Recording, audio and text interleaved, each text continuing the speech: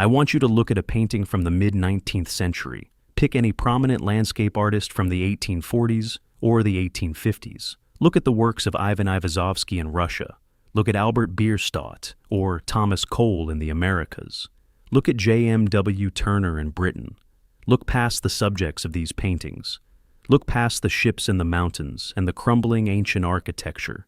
I want you to look strictly at the sky. You will notice something immediately. The sky is not blue. It is a heavy luminous golden white. It radiates a thick ambient light that seems to press down on the landscape. It is a sky that looks less like an empty vacuum and more like a physical substance, a glowing, pressurized canopy. For generations, art historians have told us exactly how to interpret this. They have categorized it neatly into movements. They call it luminism. They call it romanticism. They tell us that this golden atmosphere was simply a stylistic choice, a global artistic trend where painters independently decided to ignore the actual color of the sky in favor of a dramatic atmospheric mood. We are taught to accept that hundreds of artists separated by oceans, speaking different languages, living in completely different cultures, all suddenly agreed to paint the sky the exact same shade of thick glowing amber. I accepted that explanation for a very long time. It makes sense within the framework we are given. Art is subjective. Painters exaggerate. The textbooks have an answer, and the answer closes the door on any further inquiry. But then I started looking at the architectural record, and then the botanical record, and then the meteorological anomalies of the exact same decade. And the door that the art historians closed began to slowly pry itself open. Because when you stack these separate disciplines on top of each other, the golden sky stops looking like an artistic choice. It starts looking like a documentary record of a world we no longer live in. Let us establish what the mainstream historical narrative requires us to believe. We are asked to believe that the monumental architecture of the old world, the structures we commonly associate with the Tartarian civilization, were built in a climate identical to ours. We look at massive buildings in St. Petersburg, or Chicago, or Northern Europe with ceilings 30 feet high, enormous open archways, colossal windows that stretch from the floor to the roof, stone floors, and vast uninsulated echoing halls. Architects today will tell you that heating these structures in a modern winter is a logistical nightmare. It requires massive modern HVAC systems retrofitted awkwardly into the stone. The thermal dynamics of these buildings make absolutely no sense for a world with bitter freezing winters and harsh scorching summers. They are built for a climate that does not exist. They are built for an environment with a constant ambient temperature, a world without harsh thermal extremes. Now consider the biological evidence. Throughout the 19th century, loggers across the world were documenting the felling of impossible trees. Trees with circumferences that defy modern botanical understanding. We have the photographs, men standing next to stumps that look like the foundations of entire buildings. The official explanation is that these were simply old-growth forests that were entirely wiped out by industrial expansion.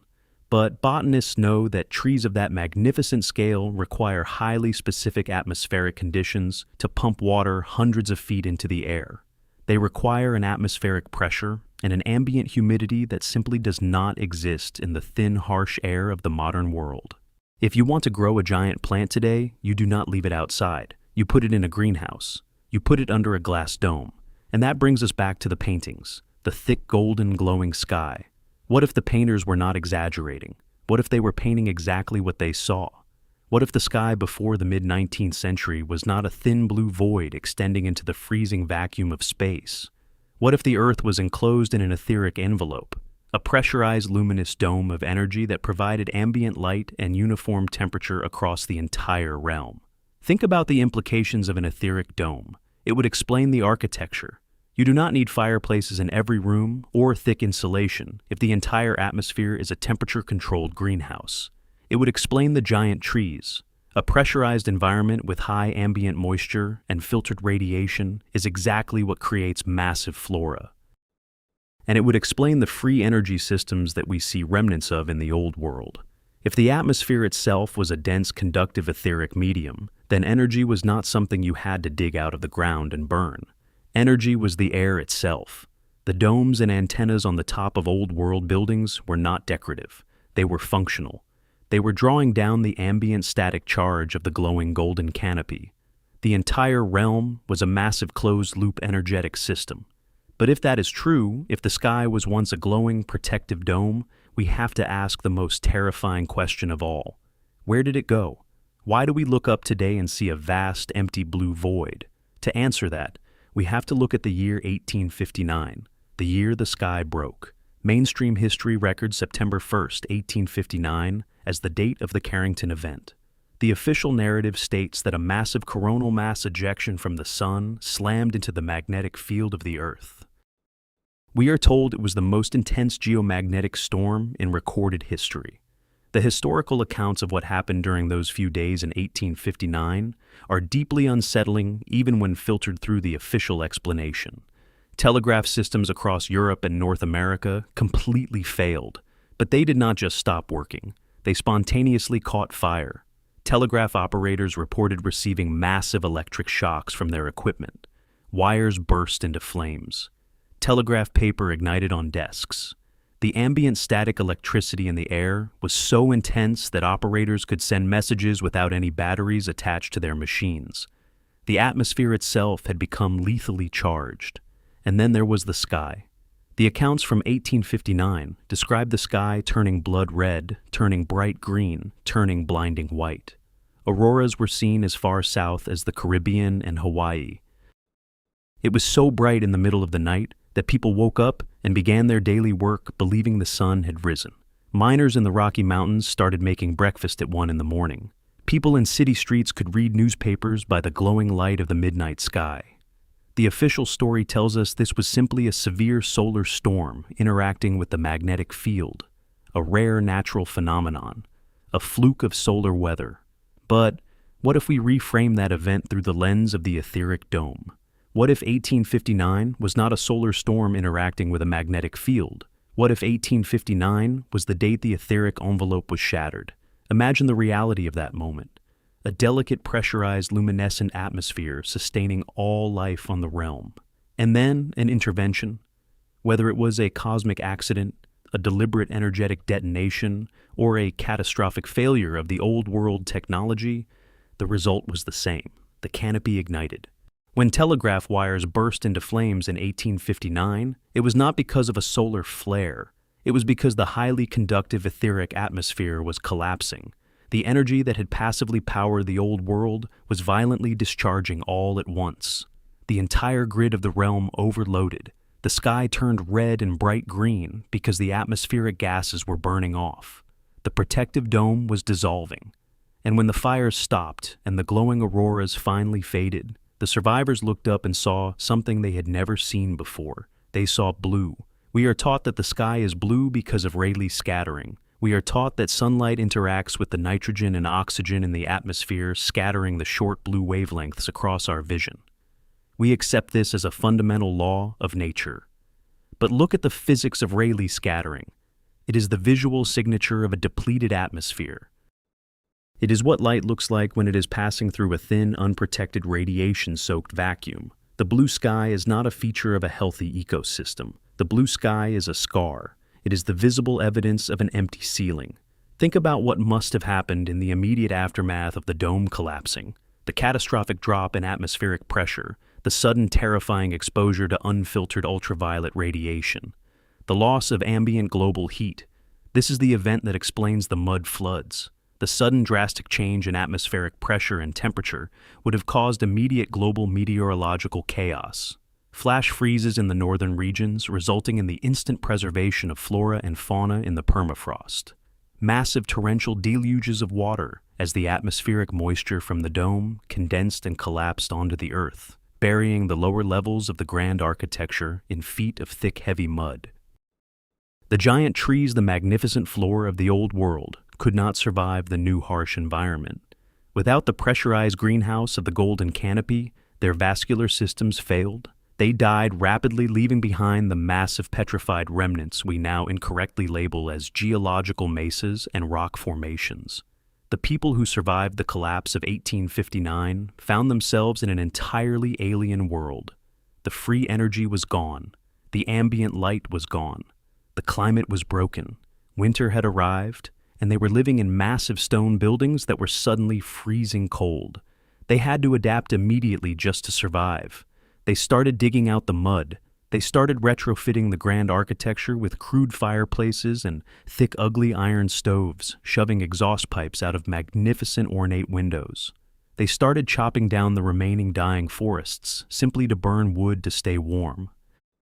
A civilization of high technology and harmonic energy was reduced in a single generation to a civilization of soot and coal and desperate survival. But the physical survival was only the beginning of the problem. The architects of the New World, the people who took control after the collapse, had a monumental task ahead of them. They had to manage a traumatized population, and more importantly, they had to manage the memory of what had been lost.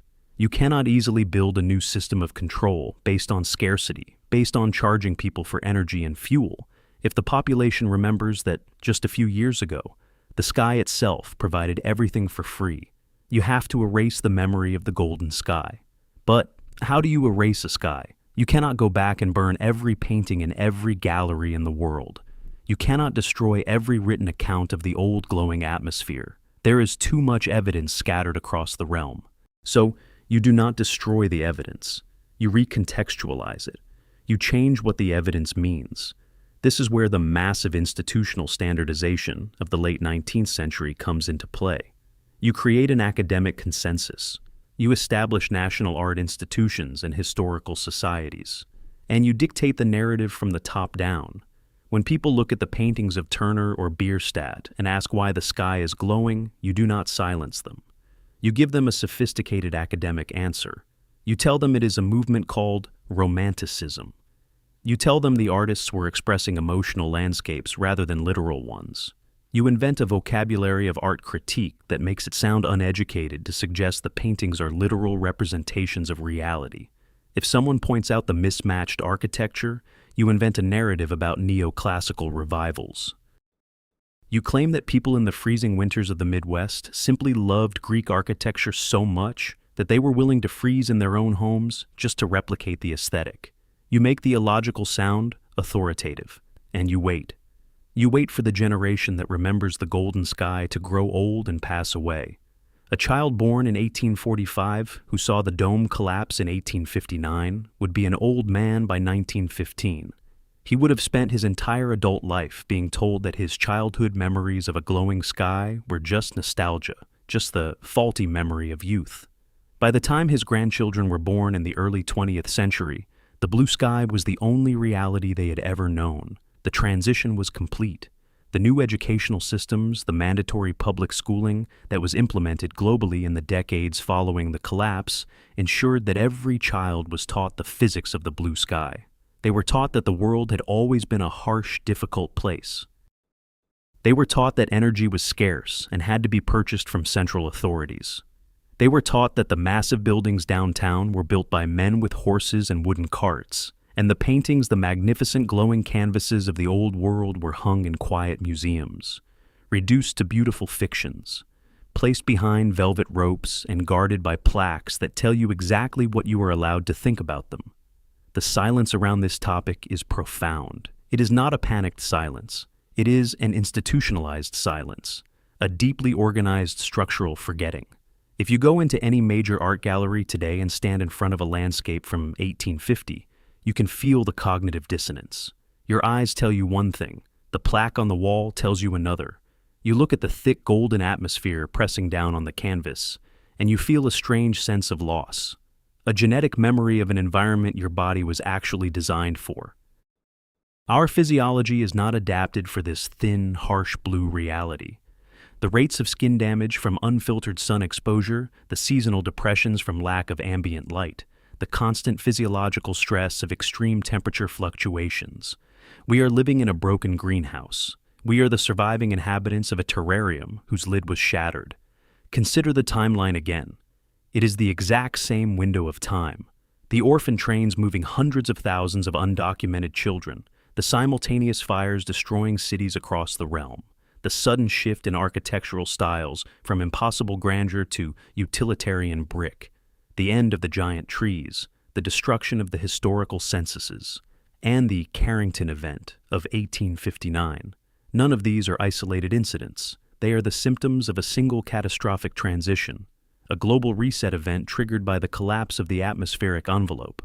The official history requires us to believe in an impossible series of coincidences. It requires us to believe that painters decided to invent a fake sky at the exact same time that a freak solar storm set telegraphs on fire, at the exact same time that architects were building freezing cold stone palaces, at the exact same time that massive trees were inexplicably dying.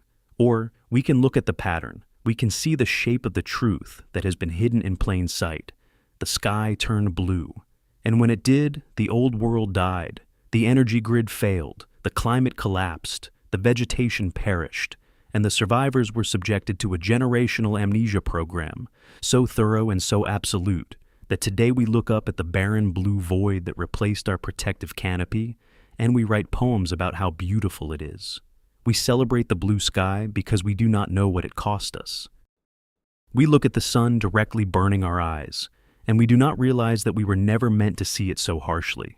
The sun was meant to be a light source behind a frosted glass dome, diffusing its energy evenly, safely, permanently across the entire Earth. The evidence is not hidden in secret vaults. It is hanging on the walls of the Louvre. It is hanging in the Metropolitan Museum of Art. It is in the National Gallery. Thousands of perfect high-definition eyewitness records of the old world, painted by men who were desperately trying to document the light before it went out forever. Next time you look at one of those paintings, I want you to ignore the plaque on the wall. I want you to ignore the academic commentary about Luminism and the Hudson River School. I want you to look at the golden glowing sky and understand that you are looking at a photograph of a murdered world. And then, I want you to walk outside and look up at the blue. Look at the empty scattered light. Look at the void. I do not know who shattered the dome. I do not know if it was humanity reaching too far, if it was a weapon, if it was an invasion, or if it was simply a natural cycle of the realm that we do not understand. The records that would have explained it were burned in the fires that followed the collapse. But I know what the paintings show, and I know what the architecture proves, and I know what the silence of the official narrative desperately tries to cover up. We are living under a broken roof, and the people who own the history books are terrified that we might finally notice the draft. If this perspective resonates with you, if you see the pattern forming in the historical record, consider the implications for everything else we have been taught. The timeline is constructed, the explanations are manufactured, but the evidence, the physical paint on the canvas, the stones in the ground, the sudden biological shifts, they remain. They persist, waiting for us to remember how to read them. The investigation does not stop here. It cannot stop here. Because once you see the golden sky for what it truly was, you can never look at the blue sky the same way again. The void above us is not a feature of our world. It is the greatest crime scene in human history.